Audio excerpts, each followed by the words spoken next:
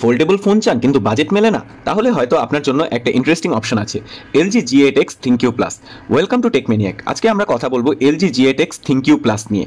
Officially foldable না হলেও dual screen concept দিয়ে এই ফোন মার্কেটে আলাদা জায়গা করে নিয়েছে। এখন দেখি 41,000 টাকায় এটা আসলেই ওয়ার্থ ইট কিনা।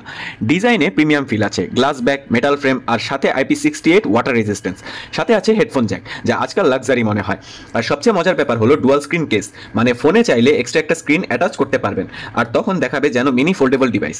Main screen 6.4 inch full HD plus OLED, colour একদম ভাইব্রেন্ট আর শার্প, সাইড বাই সাইড কাজ করা, ইউটিউব দেখতে দেখতে অন্য কাজ করা, ডুয়াল স্ক্রিনে এই এক্সপিরিয়েন্সটা আলাদা।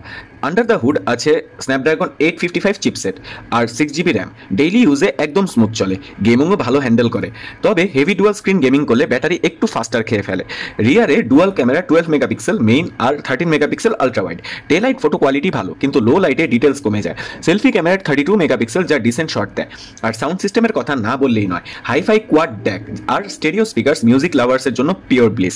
Battery 4000 mAh, single screen use করলে সহজেই একদিন পার করবে, কিন্তু ডুয়াল স্ক্রিন অ্যাটাচ করলে চার্জ কমে যায়, তখন মাঝে মধ্যে পাওয়ার ব্যাংক হ্যান্ডি রাখতে হবে। 41,000 টাকায় LG G8X ThinQ Plus unique একটা অপশন। এটা শুধু সাধারণ স্মার্টফোন না, বরং বাজেট ফোল্ডেবলের একটা ইন্টারেস্টিং অল্টারনেটিভ। যারা আলাদা এক্সপিরিয়েন্স চান তাদের জন্য এটা ভ্যালু ফর মানি। তাহলে হ্যাঁ, ফোল্ডেবল ফোন যদি বাজেটের বাইরে হয়, 41,000 টাকার এলজি G8X ThinQ Plus হতে পারে স্মার্ট এবং প্র্যাকটিক্যাল চয়েস। ভিডিওটা ভালো লেগে থাকলে লাইক দিন, টেকম্যানিয়াককে সাবস্ক্রাইব করুন আর বেল আইকন চাপতে ভুলবেন না, কারণ আমরা প্রতিদিন নিয়ে আসি ফ্রেশ মোবাইল রিভিউজ।